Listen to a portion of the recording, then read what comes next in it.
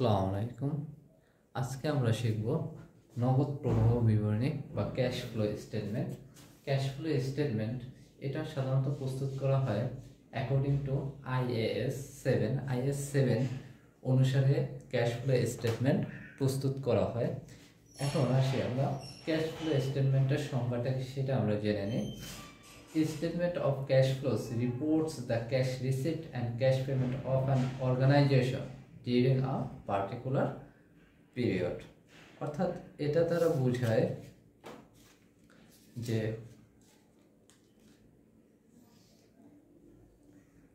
নগদ প্রবাহ বিবরণী দ্বারা একটি নির্দিষ্ট সময়ের একটি নির্দিষ্ট প্রতিষ্ঠানের নগদ প্রাপ্তি এবং নগদ পরিশোধ প্রকাশ করে।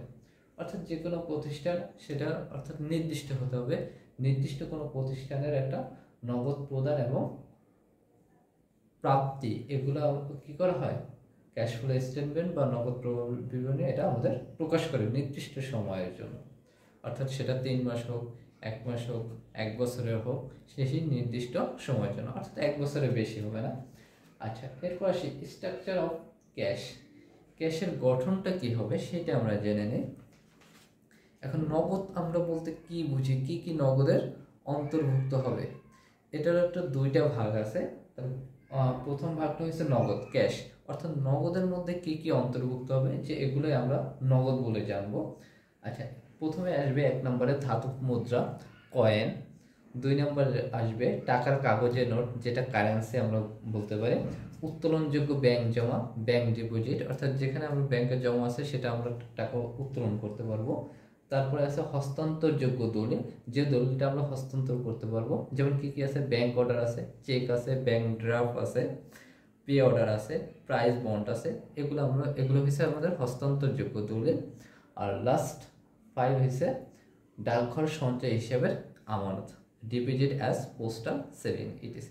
এই যে 5টা আছে এই 5টাকেই বলা হয় নগদ, অর্থাৎ এগুলো নগদের অন্তর্ভুক্ত হবে, এগুলো আমরা নগদের অন্তর্ভুক্ত হিসেবে বিবেচনা করব।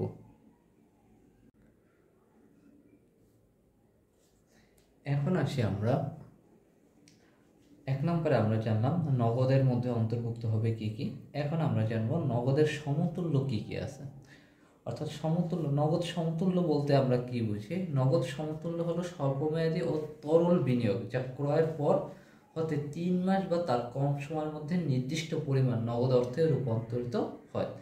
অর্থাৎ নগদ সমতুল্য বলতে আমরা সহজ কথায় বুঝতে পারি যেটা আমরা সেটা বিনিয়োগ করতে পারি বা তরল বিনিয়োগ বা স্বল্পমেয়াদী বিনিয়োগ বলা হয়, এবং এটা 3 মাস বা তার কম সময় কি হবে নগদে রূপান্তরিত হবে। আচ্ছা, এখন বলছে নগদের সমতুল্যের মধ্যে কি কি অন্তর্ভুক্ত হবে। আমরা 1 নম্বরে দেখতে পাইতেছি ট্রেজারি বিল, যেটা স্বল্পমেয়াদী, সর্বোচ্চ মেয়াদ হবে 90 দিন। তারপরে ব্যাংক সম্মতিপত্র বা এটাকে অঙ্গীকারপত্র বলা হয়, যেটা ব্যাংকার্স অ্যাকসেপ্টেন্স। তারপর আমানত সনদ, সার্টিফিকেট অফ ডিপোজিট, পুনঃক্রয় সম্মতি, রিপারচেস এগ্রিমেন্ট। এইগুলো হচ্ছে নগদের সমতুল্য। অর্থাৎ এই নগদের সমতুল্য এবং নগদ এই দুইটা মিলাই হয়েছে আমাদের কি নগদের গঠন, স্ট্রাকচার অফ ক্যাশ, এটা আমরা বুঝতে পারি।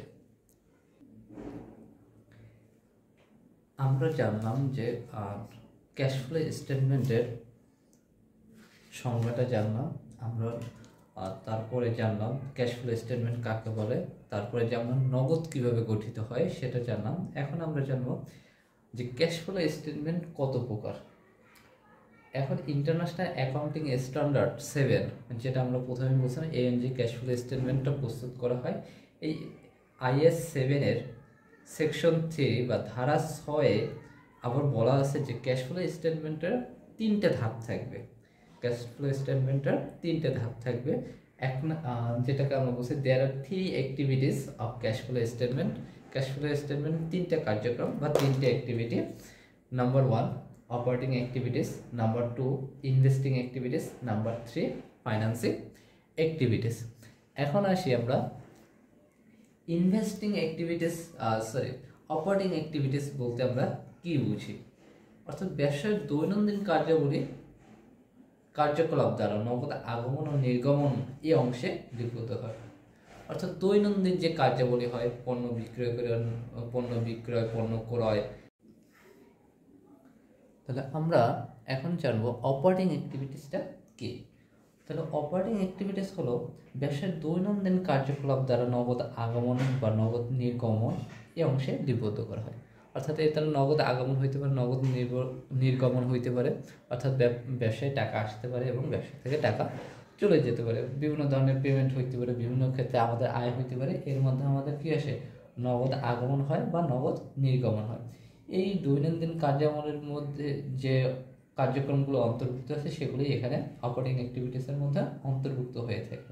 অর্থাৎ আমরা কী করতে পারি, পণ্য ক্রয় করতে পারি, পণ্য বিক্রয় করতে পারি, কাউকে সেবা দিতে পারি, সেবা নিতে পারি, শ্রমিকদের মজুরি প্রদান করতে পারি, সুদ প্রদান করতে পারি, লভ্যাংশ প্রদান করতে পারি, ট্যাক্স দিতে পারি বা সুদ পরিশোধ করতে পারি। এইসব কার্যক্রমটাই এখানে কি হয়, অপারেটিং অ্যাক্টিভিটিসের মধ্যে আলোচনা করা হয়। ঠিক আছে, অর্থাৎ এখানে অপারেটিং অ্যাক্টিভিটিসের কার্যক্রমটা একটু ব্যাপক পরিসরে আলোচনা করা হয়।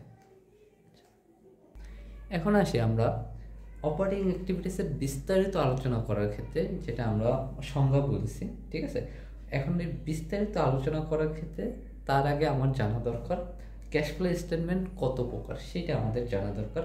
কারণ আমাদের তিনটে যে অ্যাক্টিভিটিস আছে, যেমন ইনভেস্টিং এবং ফাইন্যান্সিং অ্যাক্টিভিটিস, এটা আমাদের যে কোনো মেথডের ক্ষেত্রে একই রকম, শুধুমাত্র অপারেটিং অ্যাক্টিভিটিসের ক্ষেত্রে পার্থক্য আছে।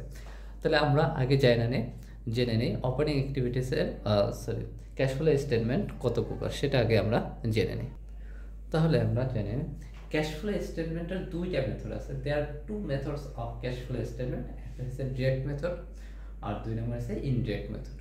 অর্থাৎ ডিরেক্ট এবং ইনডিরেক্ট মেথডের ক্ষেত্রে ইনভেস্টিং এবং ফাইন্যান্সিং অ্যাক্টিভিটিসের কোনো পার্থক্য নেই, শুধুমাত্র অপারেটিং অ্যাক্টিভিটিসের মধ্যে পার্থক্য থাকে। আচ্ছা, প্রশ্নে সাধারণত যদি নিট ইনকাম দেয়া থাকে তাহলে ইনডিরেক্ট মেথডে করতে হয়, আর যদি নিট ইনকাম দেয়া না থাকে তাহলে ডিরেক্ট মেথডে করতে হয়। এখন প্রশ্নে নিট ইনকাম দেওয়ার পরও যদি ডিরেক্ট মেথডে প্রশ্নে চাই থাকে, সেক্ষেত্রে করার কিছু নাই, প্রশ্নের যেটা চাবে সেইটা অনুযায়ী আমাদের করতে হবে। তবে মূল নিয়ম হয়েছে এটাই, যদি নিট ইনকাম দেওয়া থাকে তাহলে আমরা ইনডিরেক্ট মেথড, আর নিট ইনকাম দেওয়া না থাকলে ডিরেক্ট মেথড, যদি প্রশ্নে কিছু বলা না থাকে কোন মেথডে করতে হবে। আচ্ছা, আশা করি আমরা এতটুকু বুঝতে পারছি। এখন আমরা পরবর্তী ধাপে আলোচনা করি আমাদের অপারেটিং অ্যাক্টিভিটিসের বিস্তারিত আমরা আলোচনা করি।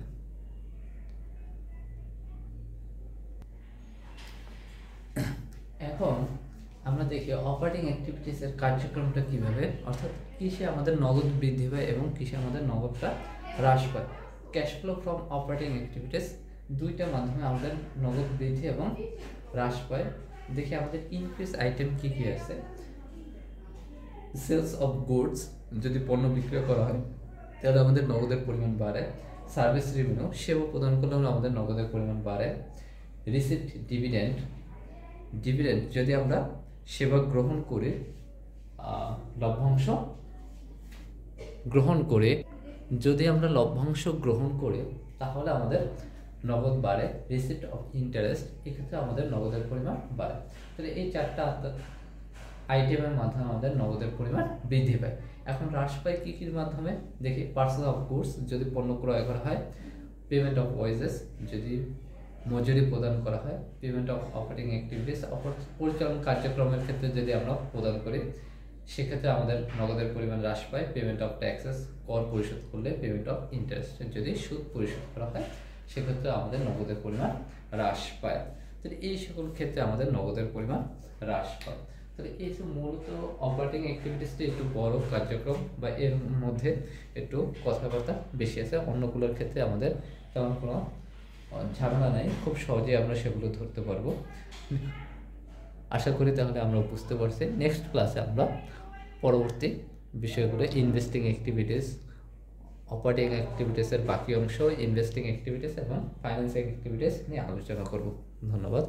আসসালামু আলাইকুম।